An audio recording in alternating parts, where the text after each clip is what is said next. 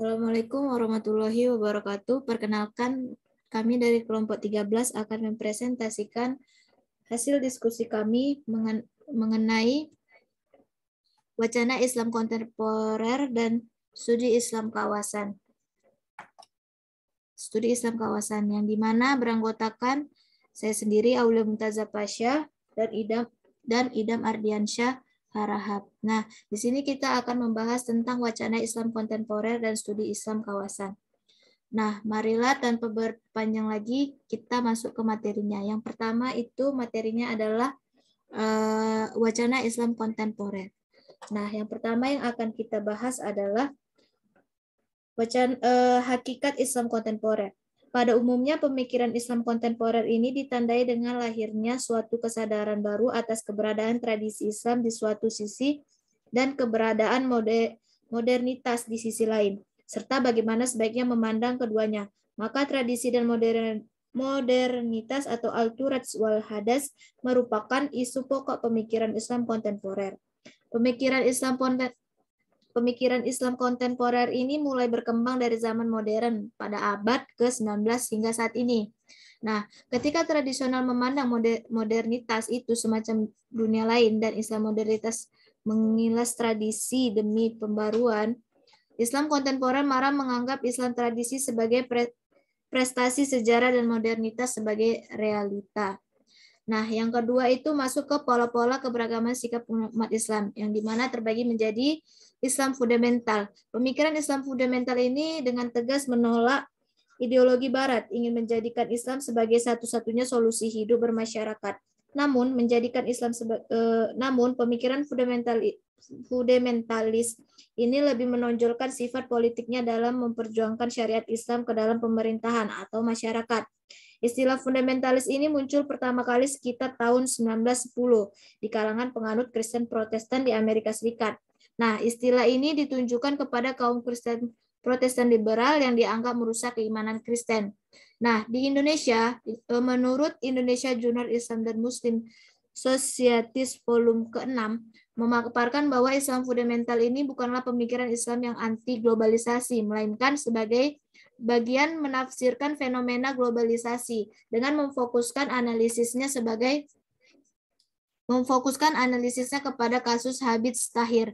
Islam fundamental ini tidak diragukan lagi merupakan kekuatan globalisasi atas kembalinya agama besar dunia kepada masyarakat. Nah, ada yang namanya gerakan fundamentalisme Islam dalam sejarah.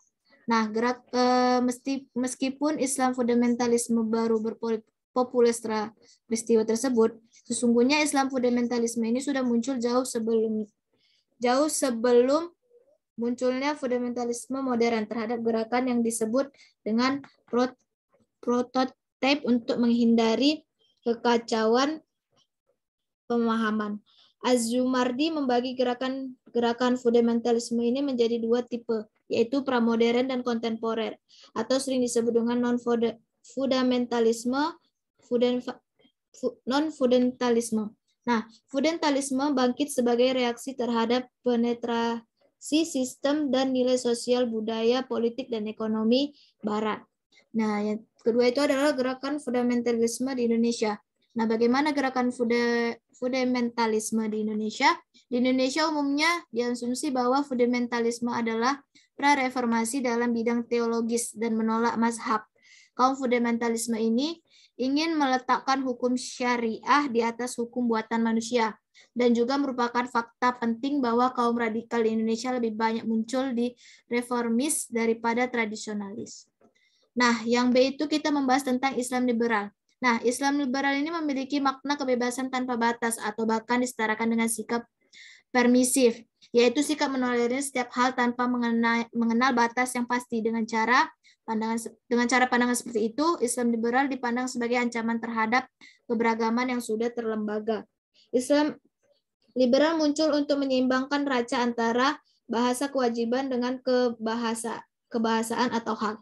Tujuan pokok dari agama adalah mengangkat martabat kemanusiaan. Nah, fokus utama dalam agama adalah manusia itu sendiri, bukan semata-mata Tuhan.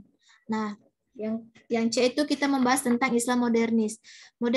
Modernisme Islam adalah sebuah pergerakan yang mencoba merukunkan agama Islam dengan nilai-nilai modern dari Barat, seperti nasionalitas, demokrasi, hak-hak spirit, rasionalitas, kesetaraan, dan perjuangan sosial. Nah, kelompok Islam modernis pada dasarnya merupakan dialektik antara Islam fundamentalis dan Islam liberal. Kelompok ini tidak menafikan Turas Islam, bahkan mereka menjadikan Turas sebagai landasan untuk mencapai kejayaan Islam kembali. Namun realita hidup saat ini juga mendasari pemikiran mereka. Nah, materi selanjutnya yaitu studi kawasan Islam. Nah, kita masuk ke pengertian Islam kawasan atau studi kawasan Islam. Secara etimologi merupakan dari bahasa Arab dirsya Islami. Dalam kajian Islam di Barat disebut Islamic Studies. Secara harfiah adalah kajian tentang hal-hal yang berkaitan dengan keislaman. Secara terminologis adalah kajian secara mendalam hal-hal yang berkaitan dengan agama Islam, pokok-pokok ajaran sejarah Islam maupun realitas pelaksana dalam kehidupan. Kawasan studi Islam ini dapat kita simpulkan bahwa pengertiannya yaitu kajian yang menjelaskan situasi yang sedang terjadi di berbagai area mengenai kawasan Islam di dunia dan ruang lingkup yang ada di dalamnya, mulai dari pertumbuhan, perkembangan, serta ciri dari karakteristik sosial budaya yang ada di dalamnya. Nah, yang kedua itu kita akan membahas orientalisme dan oksidentalisme. Nah, orientalisme itu adalah kata yang dinisbatkan kepada studi atau penelitian yang dilakukan oleh selain orang Timur terhadap berbagai disiplin ilmu ketimuran, baik bangsa, agama, sejarah, dan permasalahan sosiokultural bangsa Timur. Ada juga yang mengatakan bahwa orientalisme adalah suatu disiplin ilmu yang membahas tentang ketimuran. Yang kedua itu ada oksidentalisme.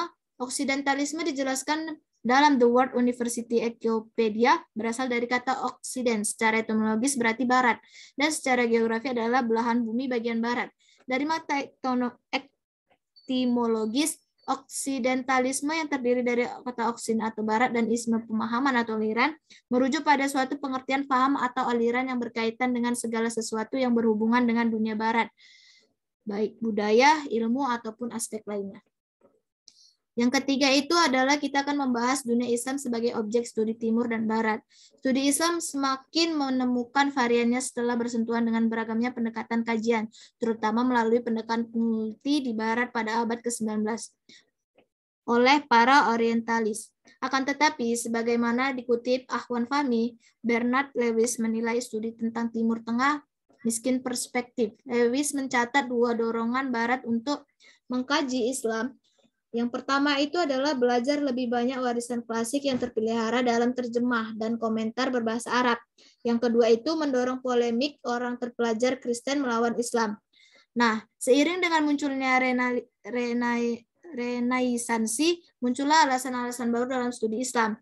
Yang pertama itu, alasannya itu adalah adanya rasa ingin tahu tentang budaya-budaya asing, khususnya filiosofi klasik yang menjadi patokan untuk memahami budaya lain. Yang kedua itu adanya kepentingan ekonomi dan politik orang Eropa yang mengingat volume perjalanan ke dunia timur. Yang ketiga itu adalah lahirnya studi Alkitab dan Semitis dengan menjadikan studi bahasa dan teks-teks Arab sebagai alat yang bermanfaat. Nah, yang terakhir kita akan membahas tentang problem dan prospek studi Islam kawasan.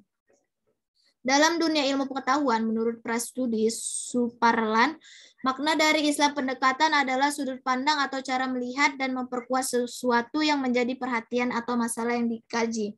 Adapun yang dimaksud dengan pendekatan di sini adalah cara pandang dan paradigma yang terdapat dalam suatu bidang ilmu yang selanjutnya digunakan dalam memahami agama. Problematika yang dihadapi menggunakan pendekatan studi kawasan Islam dalam studi Islam dan komunitas Muslim. Berbanding lurus besarnya dengan objek dan luas wilayah yang akan diselidiki.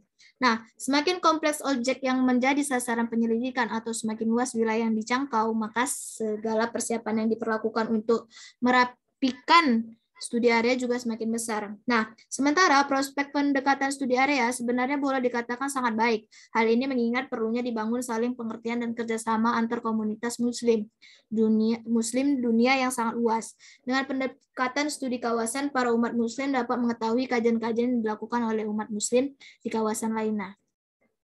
Nah, untuk mengakhiri, saya akan membaca kesimpulan. Nah, kesimpulan dari pemaparan ini adalah Islam berkembang melalui proses perjalanan sejarah yang panjang dan kultur yang berbeda melihat di mana Islam itu berkembang. Perbedaan latar belakang sejarah dan budaya mempunyai ukuran yang sama tentang keislaman. Pandangan agama dapat berubah dan dibenarkan berbeda karena perbedaan waktu, zaman, lingkungan, situasi, dan sasaran, serta tradisi yang disesuaikan dengan suatu kaidah. Maka studi keislaman di wilayah-wilayah secara objektif akan berhasil pandangannya dan aplikasi Islam yang benar dan tidak harus sama dengan apa yang dilakukan dan diterapkan di wilayah lainnya. Oleh karena itu, sangat didambakan untuk munculnya pusat-pusat studi Islam untuk dapat menghayati atau meyahuti persoalan yang terus berkembang di masa yang akan datang. Baiklah, terima kasih. Sekian dari presentasi kelompok 13. Kurang lebih mohon maaf. Jika ada yang ingin bertanya, kita bisa langsung diskusi di grup WA. Sekian, terima kasih. Saya akhiri. Wassalamualaikum warahmatullahi wabarakatuh.